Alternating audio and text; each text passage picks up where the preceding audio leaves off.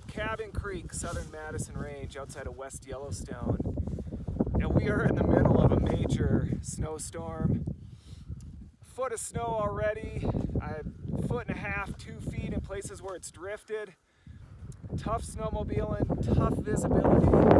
You know, we have weak layers in the snowpack, but right now our main concern, new snow, wind drifted snow. We're going to see some huge drifts along the ridge lines. Any place that's getting wind loaded right now is going to be really deep. So avalanches breaking in the new snow are a definite possibility. And then as we continue to add weight to the snowpack, avalanches breaking deeper on weak layers near the ground, like we saw in Lionhead last week, those will become increasingly possible with more snow and wind.